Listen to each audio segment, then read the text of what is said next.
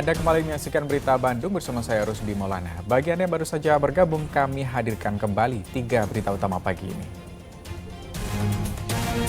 Longsor di Pengalengan Kabupaten Bandung yang menelan 1 korban jiwa diduga akibat alih fungsi lahan perbukitan untuk pertanian sayuran. 5 sekolah di Kota Cimahi dilarang melakukan pembelajaran tatap muka karena muridnya baru pulang libur dari luar negeri. Selanjutnya adalah mencoba kuliner paduan Sunda Jepang, yakni seblak ramen di Kota Cimahi.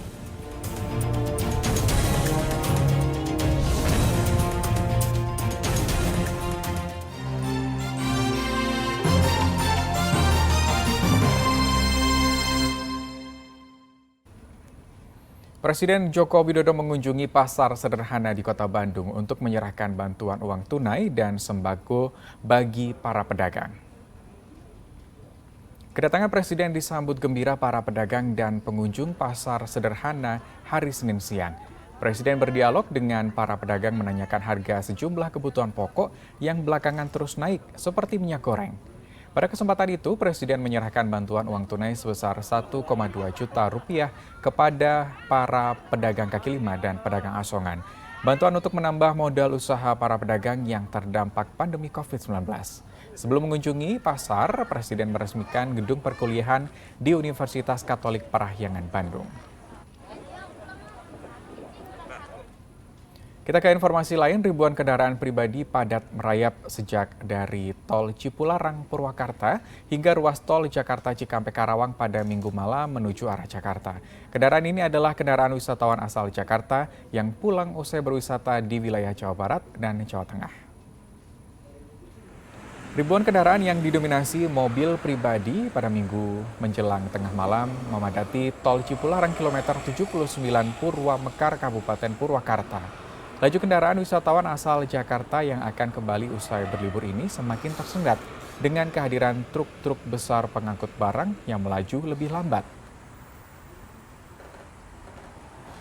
Sedangkan di ruas jalan tol Jakarta Cikampek kilometer 61 hingga 47 Cikampek Karawang arah Jakarta, rekayasa arus lalu lintas dengan sistem kontraflow dilakukan untuk mengurai kemacetan yang diakibatkan ribuan kendaraan. Ribuan kendaraan ini berasal dari tol Cipali dan tol Purbalenyi yang menyebabkan kepadatan hingga sepanjang 14 km maksud kami. Kepadatan terjadi hingga Senin dini hari. Meski belum seluruh siswa divaksin, pembelajaran tatap muka 100% di Kota Cimahi hari Senin tetap dilaksanakan. Namun ada 5 sekolah yang tidak diizinkan belajar tatap muka karena sebagian siswa habis berlibur atau melakukan kunjungan ke luar negeri. Sejumlah orang tua ditegur guru sekolah dasar negeri Cimahi Mandiri karena mengantar anaknya hingga ke pintu ruangan kelas. Padahal aturannya orang tua hanya diperbolehkan mengantar anaknya di depan gerbang sekolah untuk mencegah terjadinya penularan penyakit COVID-19 di sekolah. Sebagian orang tua mengaku khawatir dengan pelaksanaan PTPM 100% karena belum semua siswa mendapatkan vaksinasi. Sedangkan seluruh ruang kelas telah diisi penuh tanpa ada jarak aman sama sekali, seperti yang dipersyaratkan oleh ahli epidemiologi. Sama, merasa khawatir nggak anak ibu sekolah nih?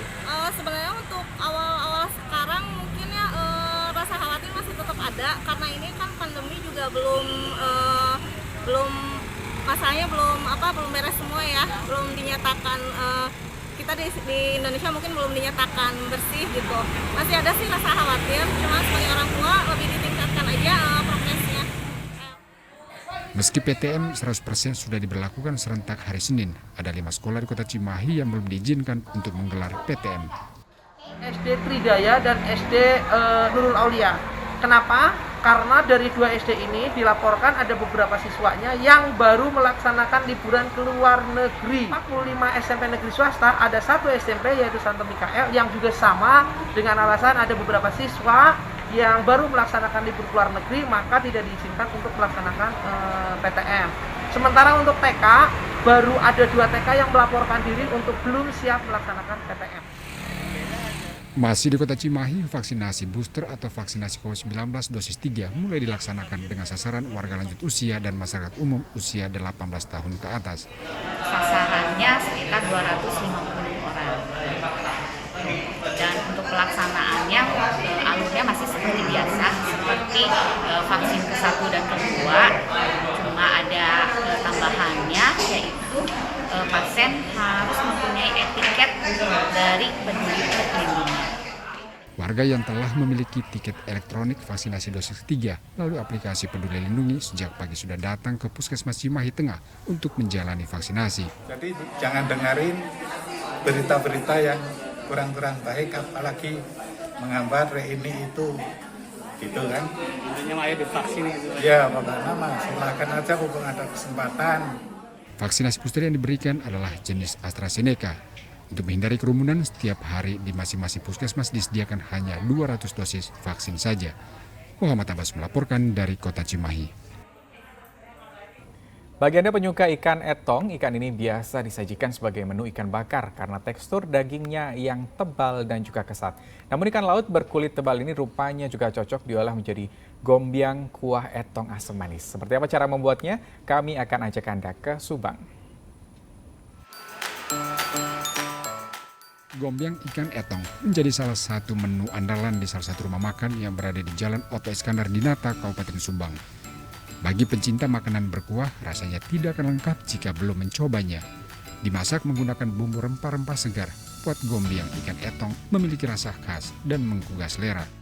Bumbu gombyang ikan etong antara lain jahe, lengkuas, kayu manis, asam jawa, kunyit, kemiri hingga bawang. Bumbu rempah-rempah ini kemudian dihaluskan.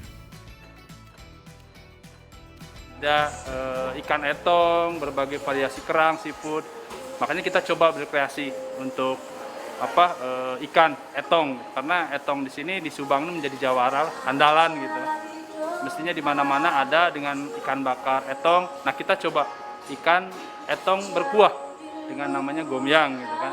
Dengan cita rasa asam, pedas, manis, gurih gitu. Setelah dihaluskan, bumbu ditumis dan ditambah air secukupnya. Lalu masukkan ikan etong dan rebus hingga kuah mendidih selama 20 menit. Gombyang ikan etong kuah pun siap disajikan. Rasanya menurut konsumen sangat khas dengan cita rasa asam manis dan pedas gurih.